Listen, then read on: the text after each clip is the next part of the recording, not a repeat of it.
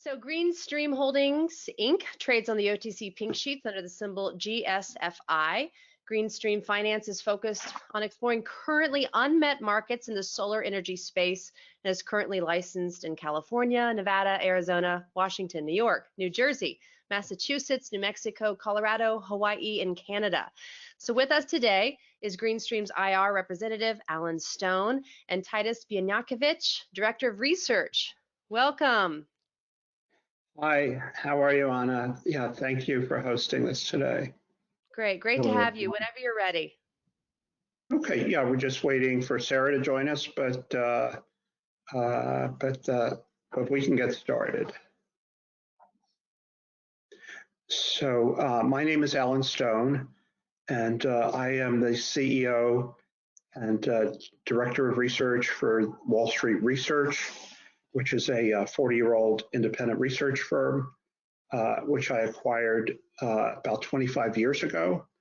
And I bought the firm and the name from a famous analyst on Wall Street by the name of Joseph Jones. Mr. Jones was formerly the director of research for the American Stock Exchange. And he had been the head of research for a top 10 investment banking firm, Brown Brothers Harriman in New York, and also was the head of research for Standard & Poor's. So about 25 years ago, I acquired the name Wall Street Research, and we took it online, and shortly thereafter became the #1 ranked independent research firm in the United States for both microcap and small cap research.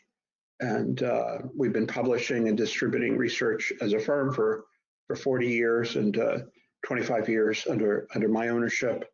And we're very pleased that we're ranked #1 on all the search engines, and we have a global distribution with about 105,000 subscribers currently and growing. And I met Greenstream Holdings about 3 or 4 months ago. Had originally met their founder and CEO, Madeline Cameretta, who had launched the company. And she had also been the founder of Chuck's Vintage, which is a specialty retail company, very well known in the fashion industry, which Greenstream acquired a couple of months ago. And unfortunately, Madeline, shortly after we met, passed away very, very unexpectedly and very sad. And but subsequent to her passing away, the company is currently led by a very accomplished chief executive officer by the name of James DePrima. And James DePrima has run a number of public companies, both on the pink sheets and the OTC markets. And he's consulted to many public companies. He's a CPA by background. Originally was with Deloitte and Touche, and he's a very accomplished executive in the small cap arena, and he's now leading the team for Green Range Solar. Just want to see if some of our other colleagues are on the call, but let me just go. What we're going to do is, I'm here, Alan. Just wondering whether Sarah was able to join in. Let me just go through what we're going to do today. Is we're going to present the Wall Street Research report on the company, which was published back in February, on February 8th, and it's on our website. Our website is wallstreetresearch.org, and if you just Google Wall Street Research, it'll pop up right as #1. So you can get the entire report by Googling Wall Street Research, and it'll be there. And you should be able to see the report on your screen right now. So basically, let me go through, we're going to go through the report page by page. Titus is going to take a portion of the report. Titus is our director of research, and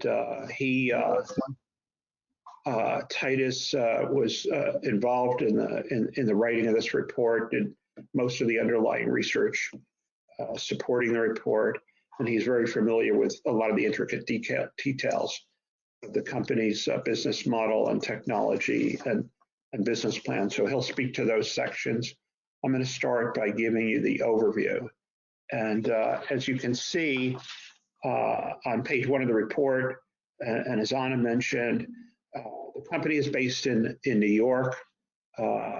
Their biggest project is at 160 Imlay Street, which is in Brooklyn, just across the water from downtown, the Wall Street district, and kind of in a wharf area. And you can see the skyline of Manhattan from their offices there, and you can see across the river to Governor's Island as well. They also have a corporate office in Midtown Manhattan and East 42nd Street as well. So the company went public a couple of years ago through a reverse merger, and it has been in the process of improving and cleaning up the capital structure of the company. When we published the report as of the second quarter, the company had 65.5 million shares outstanding. I believe today, according to at least what I read on Yahoo or OTC Markets, they seem to have about 104 million shares outstanding. That could be higher. They're going to be reporting the third quarter probably in about a week or so. So we'll get a current update as to their shares outstanding when they publish the 10Q for the third quarter sometime next week. The stock is trading about 11.5 cents today, and it's been trading in a range during the past year between 97 cents and 3 cents per share.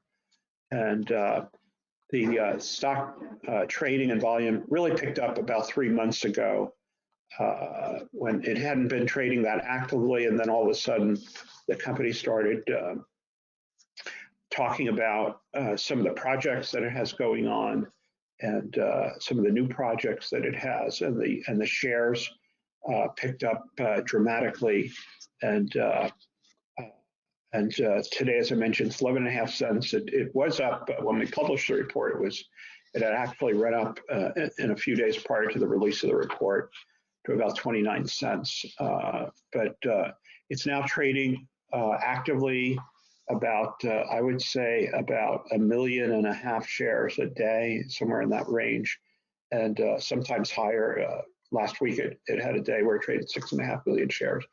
So it is trading good volume. There's a lot of interest in the shares. The company's shareholder base has probably turned over a couple of times, maybe 3 or 4 times since I've been affiliated with the company.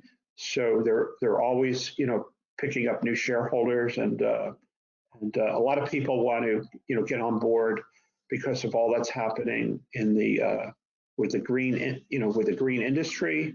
Now with the new Biden administration, and there's going to be a much greater emphasis in the U.S. and worldwide in green energy and in solar, which is where the company is positioned and well positioned.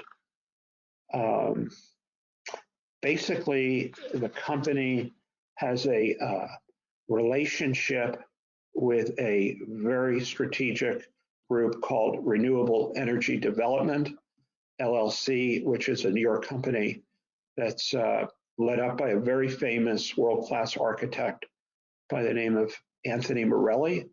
And he's designed and been the architect for many different world-class famous buildings in New York City. And so their affiliation and joint venture partnership with the Renewable Energy Development Group really positions the company for obtaining some major projects in the New York metropolitan market, and which is really the prime area of emphasis. The company, as I mentioned, has projects currently pending, not just in Brooklyn, but in New York City, also up in Westchester, and across the river in northern New Jersey and Bergen County and Hudson County. That's their focus market because of the very high energy costs to consumers in those markets. I grew up in New York, and I lived in Manhattan for 15 years after finishing college at the University of Pennsylvania and the Wharton School. I did my graduate work at New York University, but I lived in Midtown Manhattan on East 57th Street and was a Con Edison customer for 15 or 16 years. So, I'm familiar with the high expense that New York and urban dwellers pay for their monthly electricity. And with the company's business model, they're able to pass through substantial cost savings to the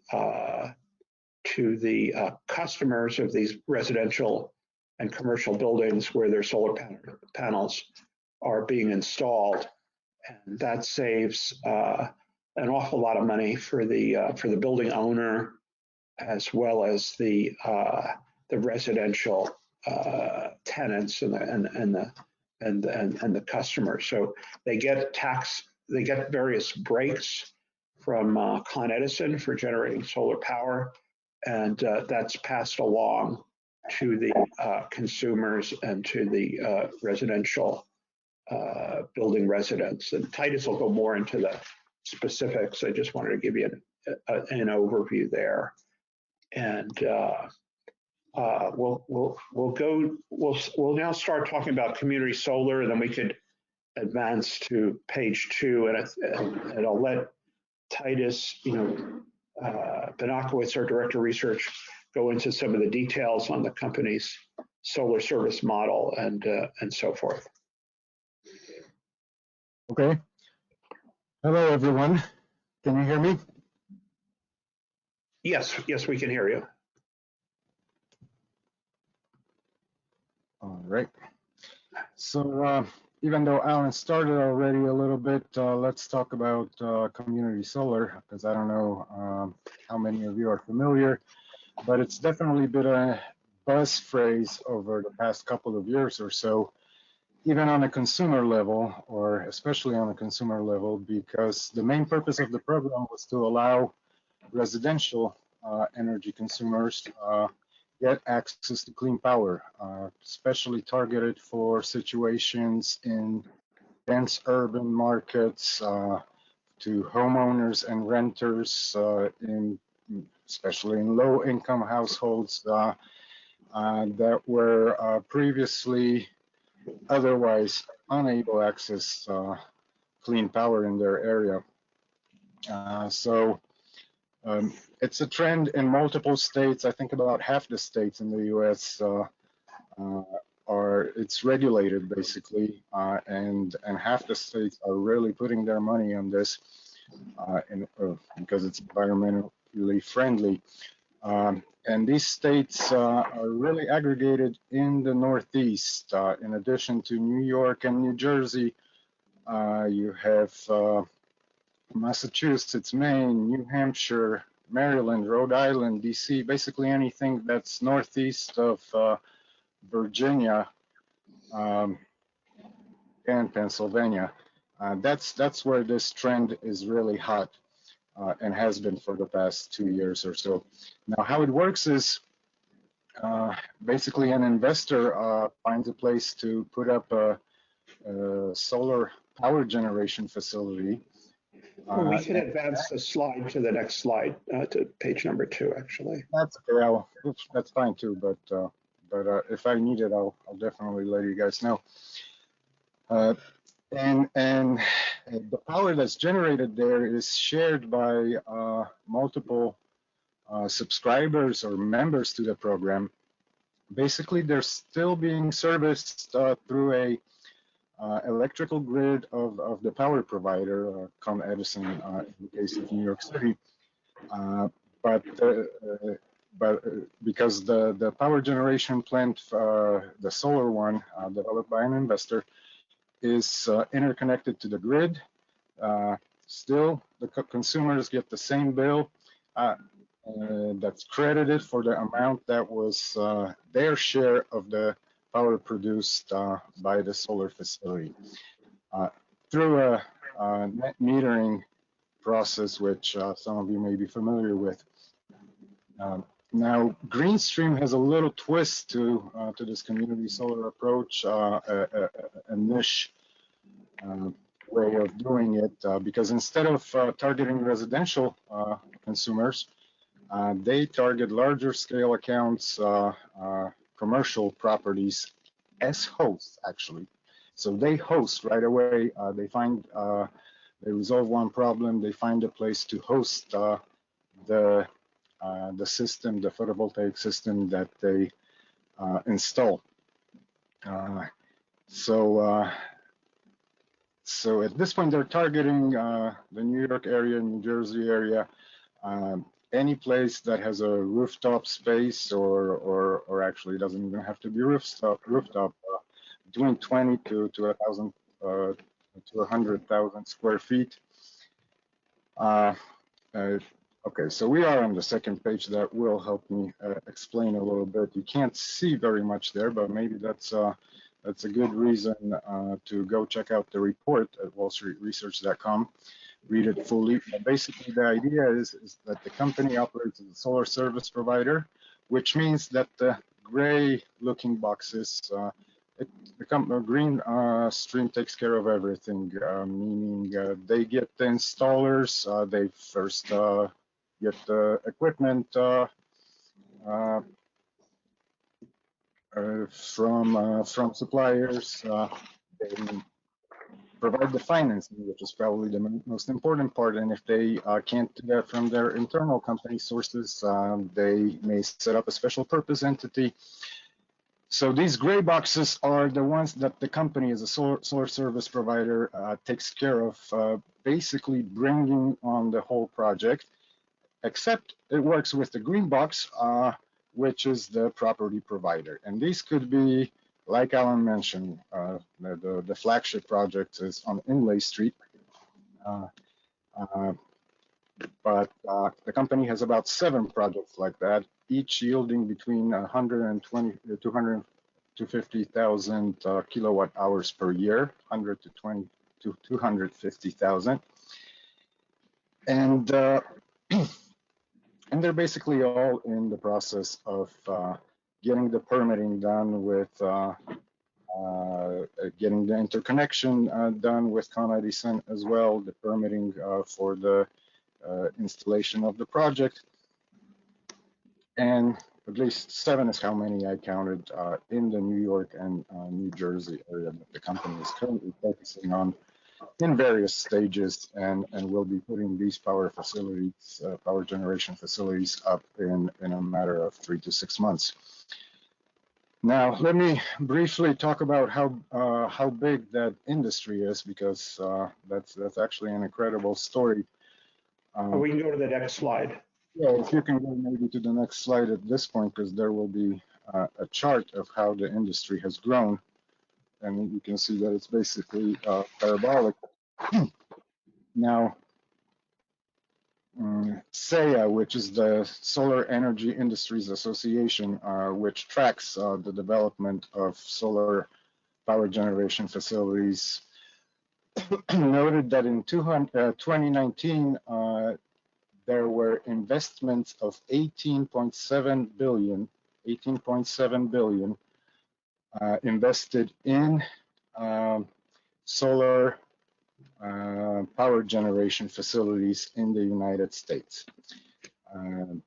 These have grown 49% CAGR over the past decade. So more and more power from solar is coming online and being utilized throughout the US. In Q3 2020, that cumulative installed capacity reached 88.9 gigawatts. And what's most remarkable here, 3.8 gigawatts, 3.8 out of 88.9. So that's 4.5% was installed within that last quarter, third quarter of 2020. So 4.5% of the power capacity that's coming from solar was invested into, was installed in the last quarter of the total available one. So you can see how great the growth is. Actually, that installed capacity grew 9% in consecutive quarters. So from Q2 to Q3. These are all numbers that don't happen in other industries. This is something that's really picking up steam in the past 2 years, and most of it focusing on the Northeast area. Now, the company has another product that's even more remarkable. This is a high-tech product, solar greenhouses. They've been developed by. We can go to the next slide, please. Renewable energy development that Alan mentioned, Anthony Morali. Maybe he'll talk about him a little more. This is a famous architect who's developed solar rail, been involved in renewable in architecture involving all kinds of renewable initiatives. Now, the particular technology that the company is using for the solar greenhouses, which generate power at the same time that they provide the environment for good plant growth. It's based on a wavelength selective technology developed by Solar Culture by scientists from University of California, Santa Cruz.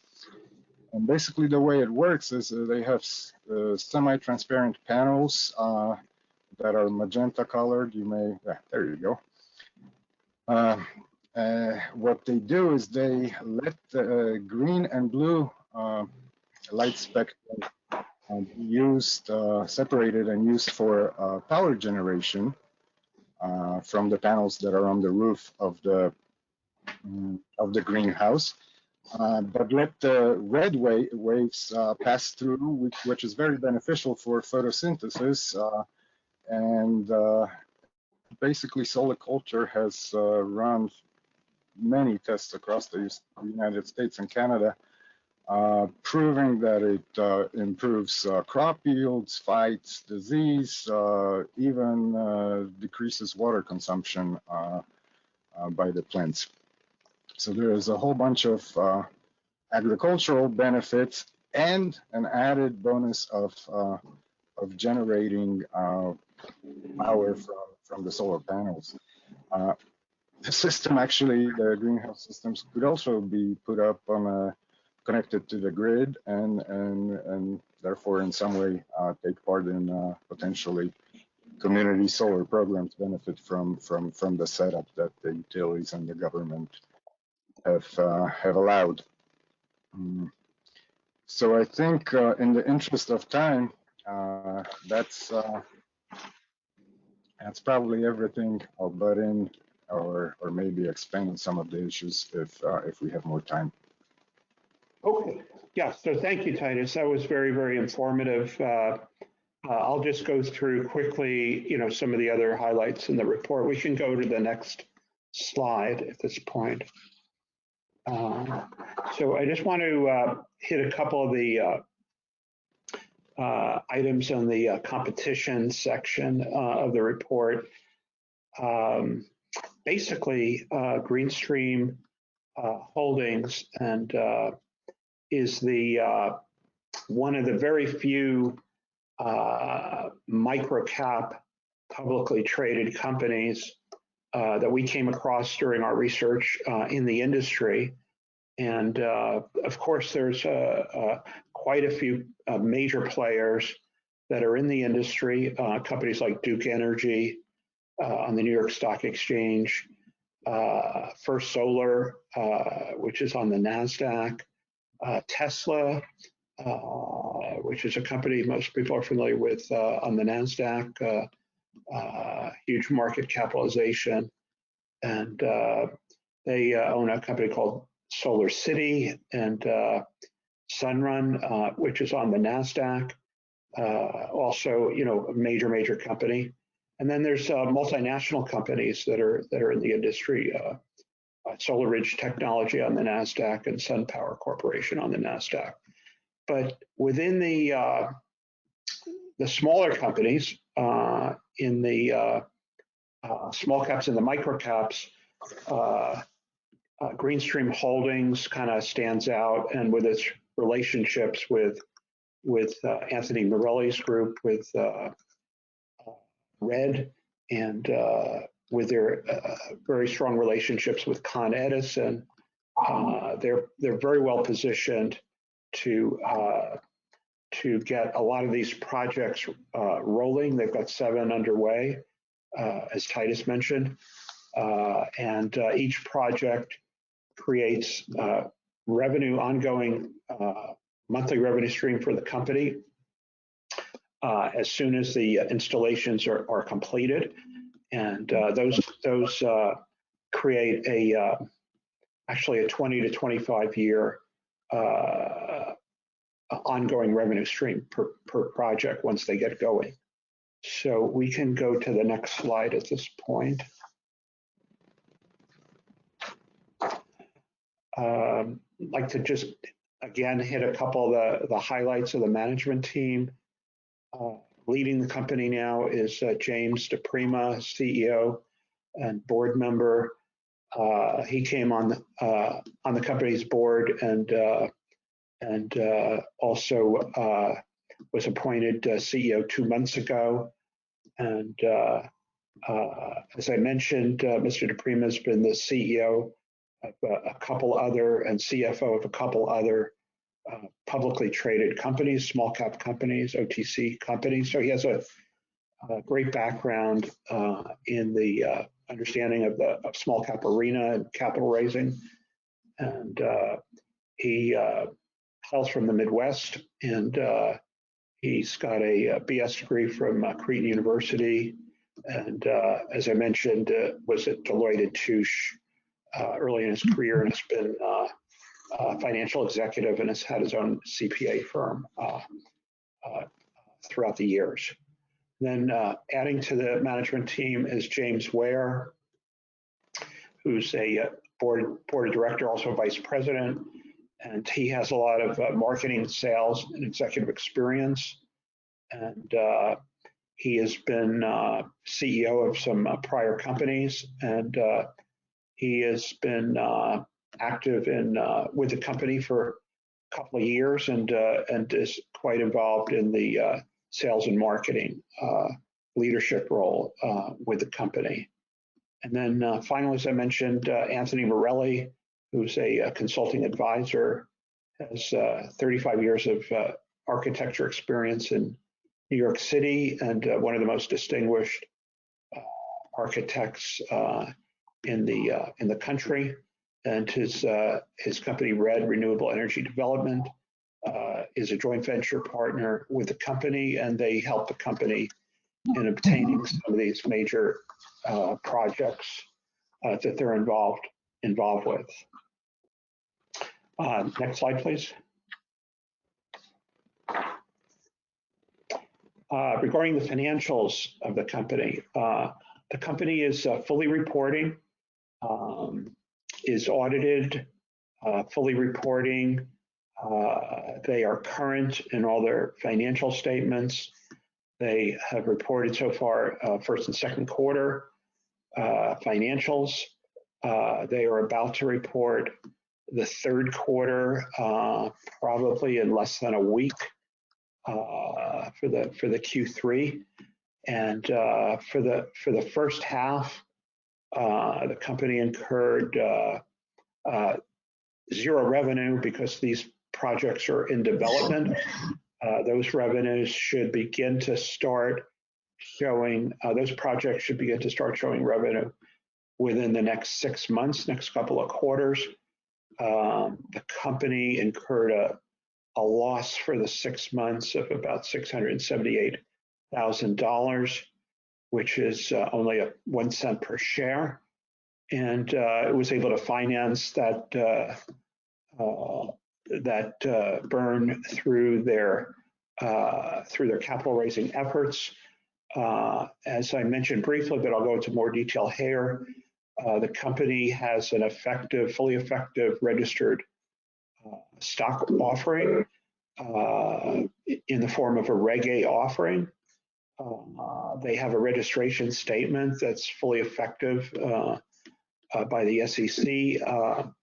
If you want to get more information on the offering is actually being offered at 8 cents per share.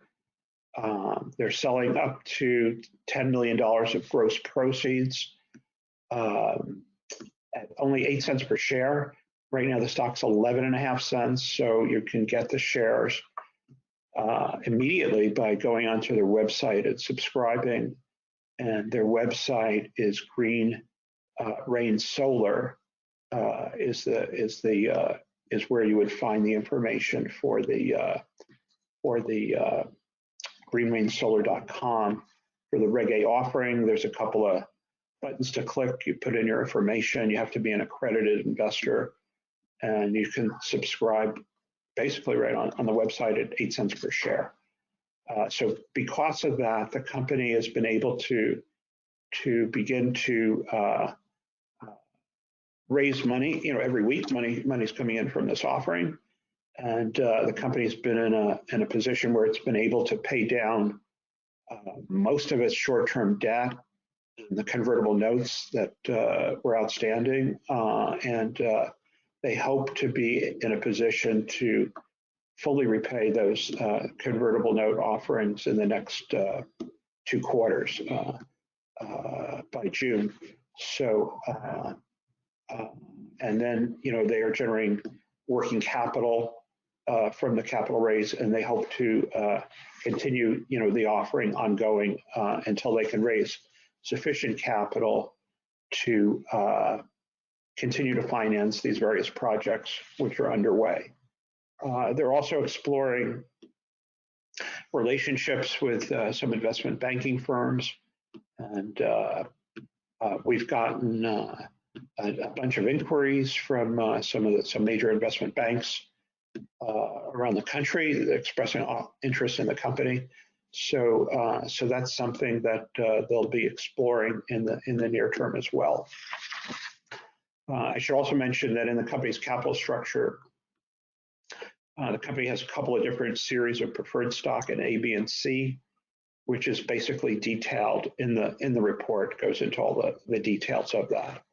And as the convertible notes get repaid, some of that converts into shares, and basically the share count is growing from the Reg A offering.